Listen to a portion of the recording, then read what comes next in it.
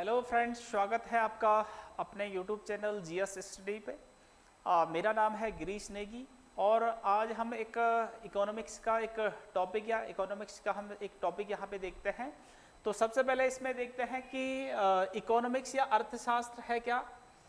तो अर्थशास्त्र में क्या होता है, मानव की जो आर्थिक गतिविधियां होती है, तो मानव की आर्थिक गतिविधियों का अध्ययन इसमें किया जाता है इकोनॉमिक्स के अंतर्गत। और जो इकोनॉमिक्स होता है, इसमें आर्थिक जो गतिविधियां होंगी तो उसमें कहीं ना कहीं प्रॉफिट होगा, लॉस होगा, लाभ हानि, तो ये सारी गतिविधियां जो होती हैं तो वो इकोनॉमिक्स के अंतर्गत यहाँ पर होती है। बाकी अगर हम फादर ऑफ इकोनॉमिक्स की बात करें, इकोनॉमिक्स के जनक की अगर हम बात करें, तो एडम स्मिथ को इकोनॉमिक्स का जनक यहाँ पे माना जाता है। इनके द्वारा एक पुस्तक लिखी गई थी जिसका नाम था क्या, वेल्थ ऑफ नेशन, और इन्होंने ये बुक्स लिखी थी 1776 में। तो इन्हीं को इकोनॉमिक्स का पिता यहाँ पे कहा जाता है। तो जैसे आर्थिक गतिविधियों का अध्ययन इकोनॉमिक्स में, राजनीतिक गतिविधियों का अध्ययन राजनीति विज्ञान में, सामाजिक गतिविधियों का अध्ययन सामाजिक एसएसटी में, जो जिसे एसएसटी कहते हैं। तो इस प्रकार से जो चीजें हैं, तो यहाँ पर आर्थिक गतिविधियों का ही इसमें अध्ययन किया जाता है। बाकी इसमें दूसरा एक आता है कि अर्थव्यवस्था क्या होती है, यानी कि पहले तो हमने देखा इकोनॉमिक्स क्या है और दूसरा इसमें है अर्थव्यवस्था। तो अर्थव्यवस्था तब तक एक अधूरा शब्द है जब तक क्या होगा, इसके आगे हमने किसी क्षेत्र का नाम नहीं जोड़ा, किसी देश का नाम नहीं जोड़ा, तो तब तक यानी कि ये अर्थव्यवस्था शब्द, इकोनॉमी जो शब्द है, ये अधूरा माना जाएगा।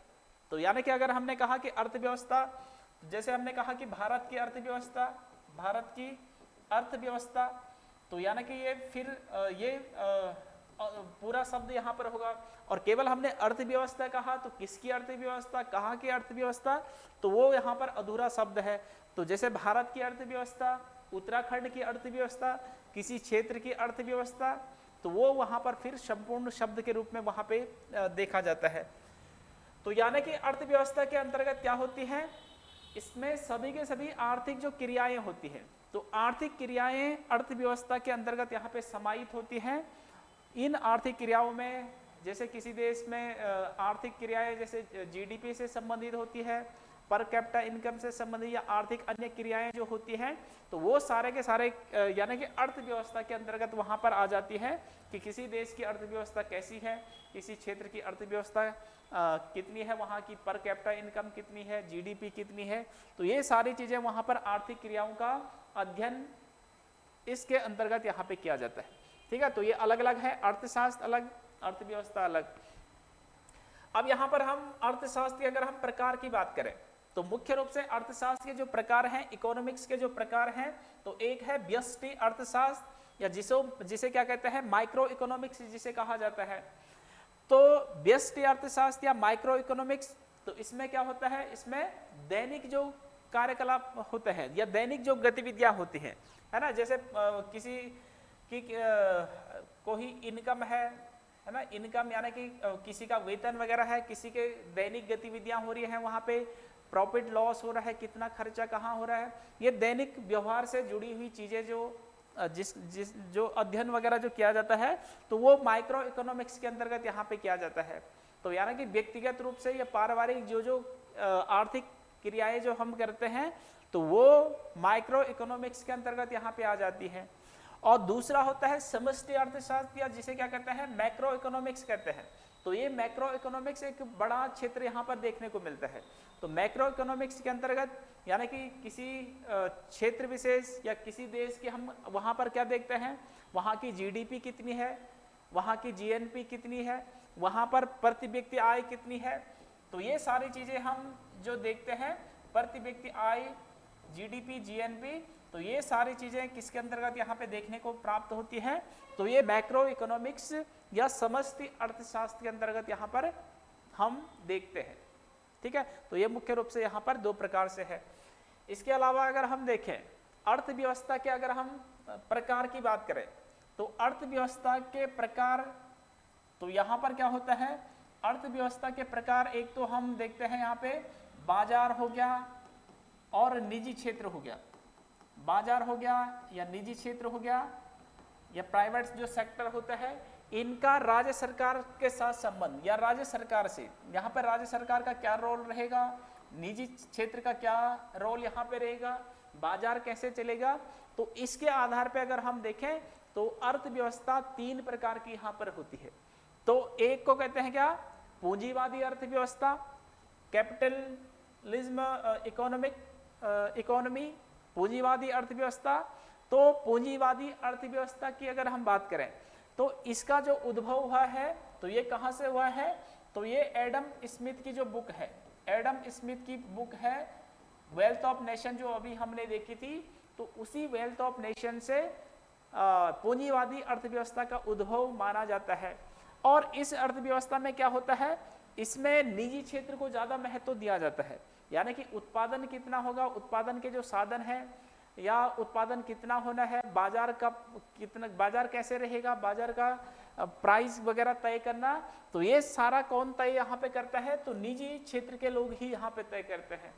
तो यहाँ पर क्या होगा, इस पूंजीवादी अर्थव्यवस्था में सरकार का हस्तक्षेप कम से कम यहाँ पे देखने को मिलता है और अधिकतर जो हिस्सेदारी होती है वो निजी लोगों को या प्राइवेट लोगों को यहाँ पे दी जाती है। तो ये पूंजीवादी अर्थव्यवस्था यहाँ पर होती है। और ये मुख्य रूप से अगर हम देखें इसका उदाहरण अगर, तो जैसे इसमें यूएसए इसका उदाहरण में आता है कि यूएसए में पूंजीवादी अर्थव्यवस्था यहाँ पर देखने को मिलती है।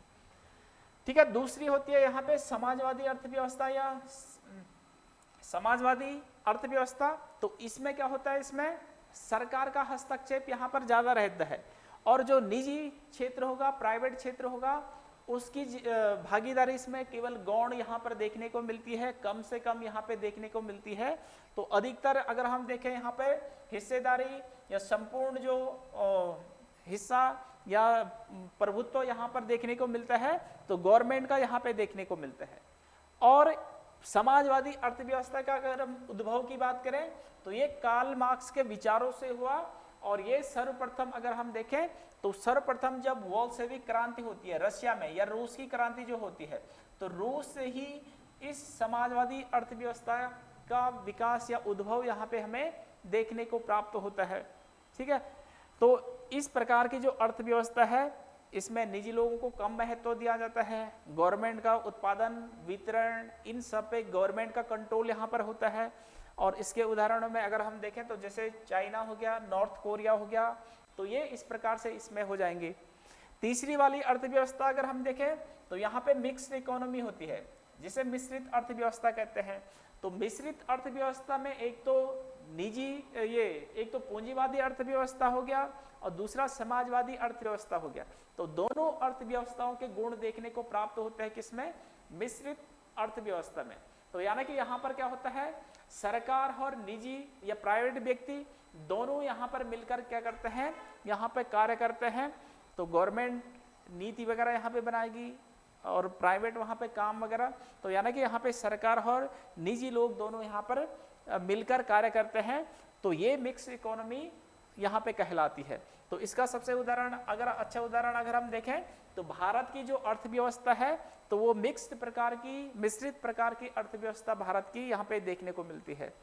और इसके अगर हम उद्भव की बात करें कि इसका उद्भव कहाँ से हुआ, तो यहाँ पर आता है जॉन मेनार्ड केन्स के विचारों से ही मिश्रित अर्थव्यवस्था का उद्भव यहाँ पे देखने को प्राप्त होता है। ठीक है, तो ये इस प्रकार से 3 प्रकार की यहाँ पे क्या थी, ये अर्थव्यवस्थाएं यहाँ पर थी। तो ये आपको पसंद आया होगा, समझ आया होगा आज की वीडियो। तो मिलते हैं एक नई वीडियो में, तब तक के लिए बाय बाय।